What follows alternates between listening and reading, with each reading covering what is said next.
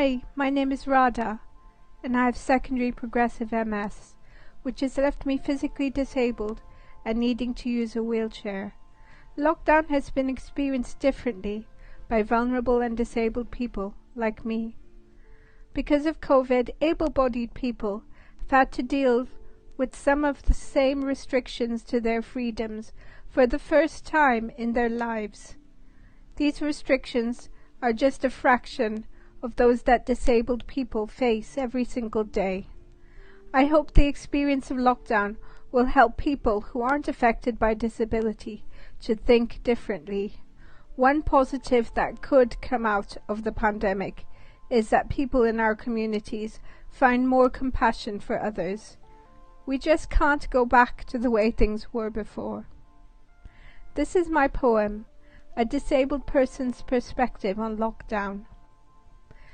Imagine being unable to go out.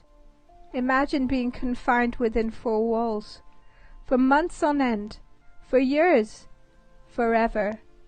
Imagine your own body is your prison. March 2020, everything changed, yet for me, nothing did.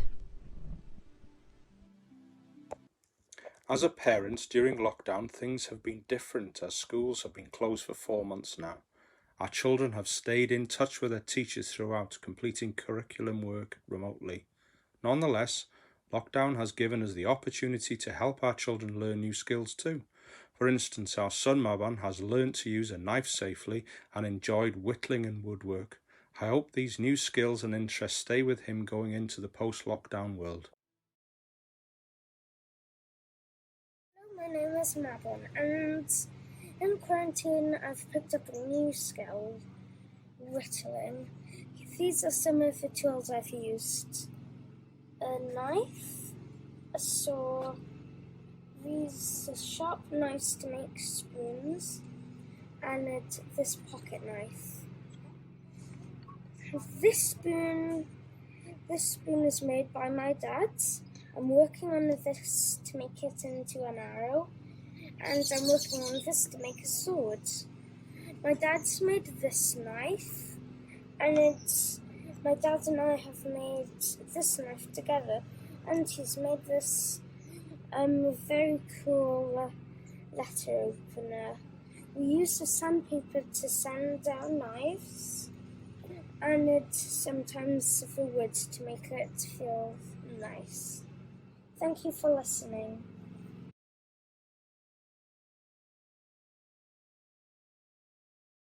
After lockdown, we need to rebuild the world, because the old normal was never really that good anyway. One thing I'd like to carry on from lockdown is that people are driving less and working at home. This has helped the environment in so many ways, especially clean air. For example, people in India have been able to see the Himalayan mountains for the first time in 30 years.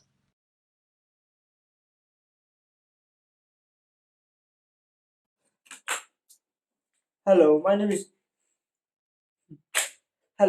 Joshua Reeves, and I'm founder of disability rights campaign Don't Call Me Special, and I also work for the disability organisation and charity known as Leonard Cheshire. And I have had some rough experiences with transport before lockdown. I've had some good experiences too. When accessing public transport, buses seem to be okay where I live. But the main issue for me is to catch my local train, which is Grangetown, because I can't even get up the steps. If you have a look at this photo here, yeah, I just can't because it's a heap of steps. Now, what Leonard Cheshire is asking, and I know what Exercise for All is asking, and mainly every disabled charity is asking Welsh Government to meet their target by 2030, not 2070, to make all train stations accessible, and we need that. I need that as a disabled person, because then I will boost up my confidence to then go out there and catch a train wherever I've got to go. I rely on a lot of public transport to take me to places such as work, to run focus groups, and the citizen panel that we got in Swansea, but also to um, to go like places outside of work, like Comic Con, and meeting friends in the local pub. Um, and that could be a lot of issues for me in regards to that. So if I was going to go to a place where where that is not step free station, I have to book in advance with the train provider, whether that's Transport for Wales, whether that's First Great Western, and I have to make sure that they book a taxi for me, if I can't get off that train station, and sometimes that don't happen. But I'm scared to think that after this pandemic is over, it will be a bit of a struggle for me to even get to transport, as we might not even see an improvement. And I'm just very cautious on how it's gonna how when the shielding is over, um, whether the buses would actually allow me to hop on, and during this post COVID world, I want to see improvements being made.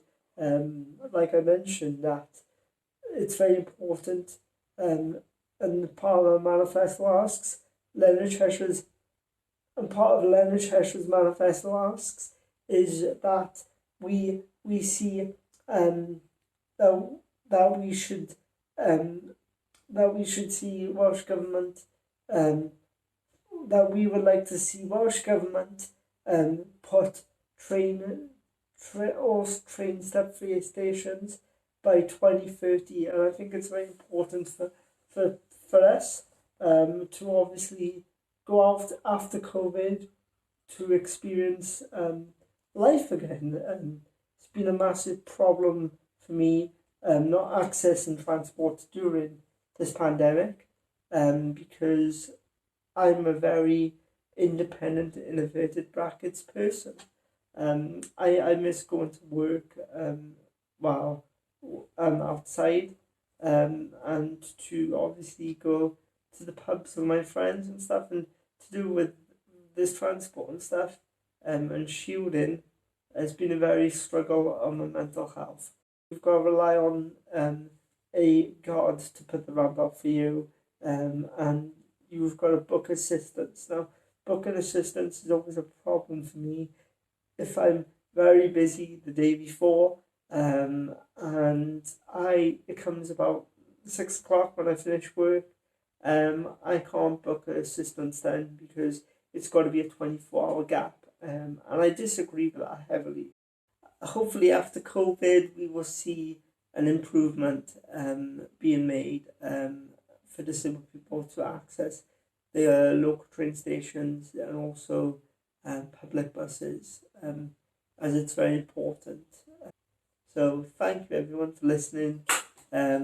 We hope that the Welsh Government will improve the lives of disabled people, and obviously getting step-free access train stations and making public transport easier for disabled people.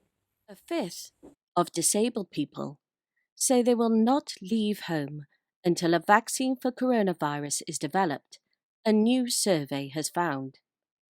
Disability charity Scope conducted a survey of 1,115 adults with a health problem or disability in the United Kingdom between the 8th and 10th of July to learn more about how they feel over the lifting of shielding measures. The results showed that half of disabled people feel anxious about shielding advice being paused on the 1st of August, which states that clinically vulnerable people will no longer be advised to shield and will be able to visit shops, places of worship, and return to their workplace. Furthermore, just 5% of disabled people said they will feel safe when this happens, and 30% said they will not leave home when lockdown ends. The survey also found that 41% of respondents think life will be worse for disabled people after the pandemic, while a third think that disabled people are less likely to be treated equally. Of the deaths involving coronavirus in England and Wales between the 2nd of March and the 15th of May, 59% were of people whose daily lives were limited, a lot or a little, by a disability, according to the Office for National Statistics. Shielding may be pausing, but for millions of disabled people, there is no pause button on their anxieties.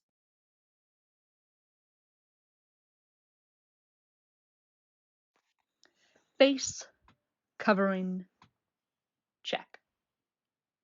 Still 2020. Yes. Global pandemic. Yep. Going away anytime soon? Nope. Coming out of lockdown? Haven't yet. Still shielding? Yep. I hear that's going on pause. Well, yes, but that's great. See your family then. No, that's not what I'm saying. Been months, hasn't it? What's the matter? What's the matter is you're not listening. Okay. No. No, not okay. Yes, they are pausing shielding, but so what? A pandemic doesn't just stop. We will let you out in the summer. Be able to cope better with future deaths then, see? That's what they were actually saying. Nah, I'm okay.